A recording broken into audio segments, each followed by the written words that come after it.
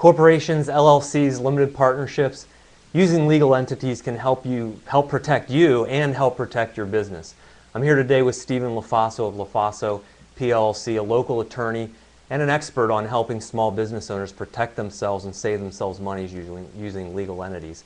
Welcome, Stephen. Why don't you tell us a little bit about Lofaso PLLC? Well, thank you very much, first of all, for having me, Jamie. I really appreciate the opportunity today. Mostly what we do at Lofaso PLLC is we help small and medium-sized businesses grow.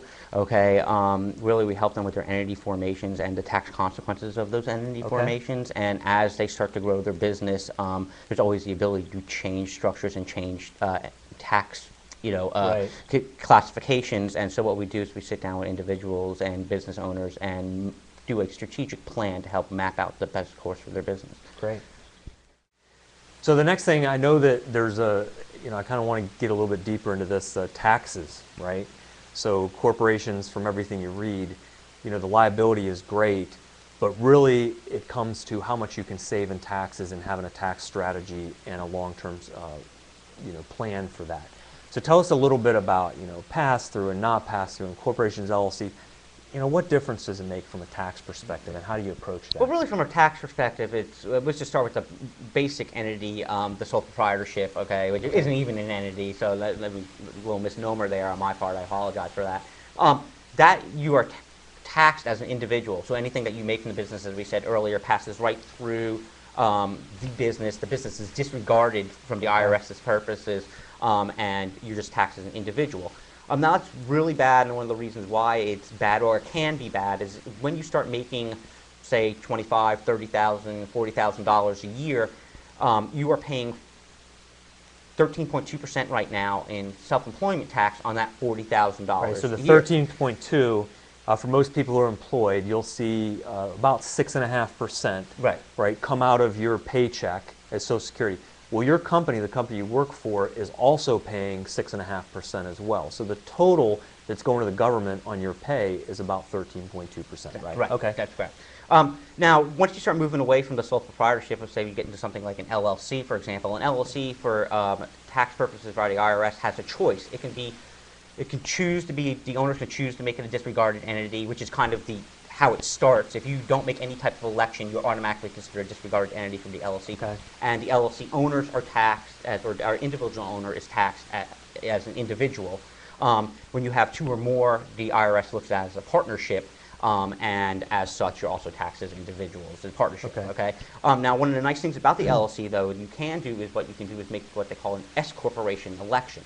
Okay, and basically, you're not changing your form or your structure at all. All you're saying to the IRS is that, hey, we want to be taxed in a different method. And an S corporation is kind of a hybrid between a sole proprietorship and a corporation, in the sense that basically what happens is that you set it up such that the owners of the S corporation get paid a set salary that's a fair salary based upon the market conditions that are out there at this time. Okay, you can't pay yourself $10 when you know that a CEO of your type of company would really be making $50,000 a year.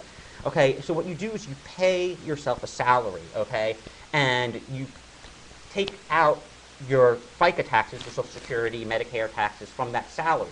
You have your company pay the other half of that 13.2%, okay? Now, this is what the nice part about the S corporation is that, let's say you make $100,000 profit for the year. You've decided that you're going to pay a salary to employees of $75,000, okay? The other $25,000 that is still sitting out there is made as a distribution payment to the owners, and that is not subject to the self-employment tax. So automatically on that $25,000, you just save 13%. Right, exactly. Which, doing the math, is what? $2,500, $3,000 in a year? Right. That's not pocket change, right? I mean, it's not. And you kind of take that bigger. So I think that really gives a good financial value of, to form an LLC.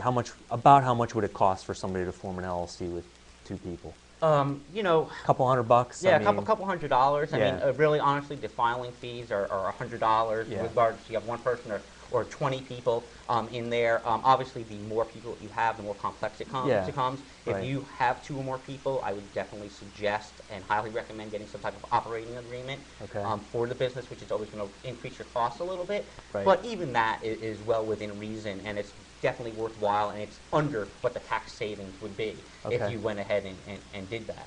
Now, one of the things you do have to kind of understand and remember, though, from this whole tax kind of perspective is that if you form an S corporation, there is a little bit more paperwork Right. that has to be done. You have to file an information return. The S corporation itself is not taxed, but you file an information return with the IRS, and the IRS understands that there is a S Right. corporation basically out there.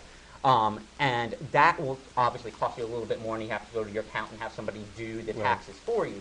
That's why I kind of use that about $20,000, $25,000, $30,000 threshold, because the administrative cost eats up the tax savings at that point. But once you get above that point, then it really becomes that the administrative cost is less than the tax savings that you're getting, so therefore it becomes worthwhile to Right. pay your accountant or your Okay. attorney, whoever's doing your taxes for you. Now you mentioned, we're kind of throwing out LLC, S corporation. What's the difference? I think the main ones are, LLC, S corporation, and then a C corporation.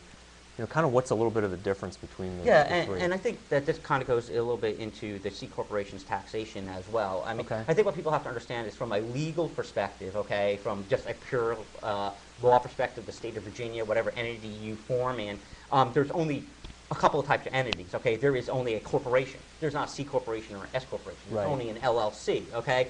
The C corporation, the S corporation are tax-specific statuses. Basically, it comes from subchapter C and subchapter S of the Internal Revenue Code, Okay. which discuss those type of entities, basically. And all it is it's an election, okay? So there is no such thing as an S corporation. Either you're a corporation that's chosen S status, or you're an LLC that's chosen S status, Okay, or a so- corporation that's chosen C status. But there's Right. not really a difference in the entity structure itself. So the S designation is not a Virginia Corporation Commission, it's a IRS, federal government election that you make. It gives you That's right.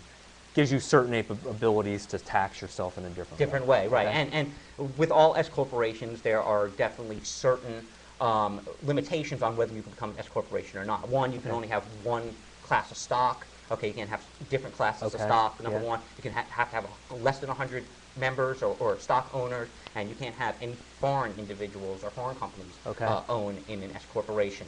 So a lot of times, a lot of people say, well, why wouldn't I make the S corporation election, or why wouldn't I do that? Well, it may be because you can't, because of the type of entity you Well, are. a corporation can't own stock in an S corporation, right? So if Right. you have a lot of times people will start looking at their entities because they own one business that's maybe a corporation or an S corporation, and then they want to diversify and buy another business or keep it separate. Right. But you can't make that an S corporation and then have another corporation or LLC own stock in it. Yeah, right, that's okay. correct, right. So that's a good point. So there are some restrictions That's right. with that S That's corporation. right. And then the only Why other- wouldn't you want to just stay a C corporation? I mean, what's the Well, what's the big difference? What the problem with the C corporation is double taxation. Everybody always Okay. hears this double taxation. What exactly does that mean? Okay, it's this is what happens is a C corporation, when it's finished and makes a profit at the end of the year, whatever that profit number is, whatever Yes. that net income number is, gets taxed by the federal government. Okay, the highest percentage being 35%. A lot of people don't know that corporations are also graduated just like individuals are, Yes. with the top rate, of course, being 35%. Right. Now, what happens is that those profits are taxed, okay? But then whatever is retained, the retained earnings after you pay your taxes Yeah. from that net income, gets distributed in, or can get distributed, I should say, in a dividend to the shareholders. Right. Okay. Now that dividend is also taxed as To the income. personal. To the the personal people pay income tax on pay, dividends. so the right. shareholders have it. So let's say you're an individual who owns a C corporation. You've made $100,000 for this year. Okay, you pay your tax on that. Then you say, okay, after I pay taxes, I have, let's just say, argument's sake, $75,000 left over. Right. And you make a distribution to yourself as dividends of that $75,000, you have to pay tax on that again. At your personal At tax your rate. personal tax rate. And that's where the S corporation allows you to avoid, and the LLC allows you to avoid that double taxation, basically by saying that stuff passes through to the individual owners without a dividend, and therefore it needs to be taxed. Right. Yeah, that's, and I think that's C corporation, but there are certain situations where you're starting a business where you want, there's some difference in benefits and what you can deduct for benefits and stuff, I know. But you might start a C corporation knowing that you'll probably never really turn a huge profit in that company, but you want to be able to do other things with it. So you could use a C corporation even if you're an individual, and there might be some advantages, especially if you're trying to maximize benefits or start a 401k or something like that, right? Yeah, that's definitely true. I think that one of the things you have to understand is go back to what we said about S corporations, right? I mean, the LLC is a great type of entity for that small business, but once you start getting to the medium and big size, you know, what happens is, as we stated earlier, you start paying a lot more in self-employment tax. So you have to switch to some type of corporation entity. Okay. Now, if you are a foreign individual, let's say living in this country as a legal permanent resident, and you started a business on your own, since you are a foreign individual, you can't make that S corporation election. So therefore, the only thing you have is the C corporation. Now, one of the things, Or an LLC. or an Yeah, LLC, yeah, right? But what's the problem, as we said, with the LLC is that you're paying that self-employment tax. Yes. So what you can do, though, as a C corporation is, rather than paying yourself dividends, is just make sure that you pay it to yourself in salary, Yeah. and make sure, and benefits and stuff to that effect, such that you use up all of that pie, so that there aren't really any retained earnings left. Yeah, and that's, you know, that's a good point, and a real reason why you should talk to a professional, because it can get very complicated from both an accounting perspective, which I know you have some background education in accounting, but also from a legal and the liability aspect. So it's really a combination of the two, which makes it a little more complicated.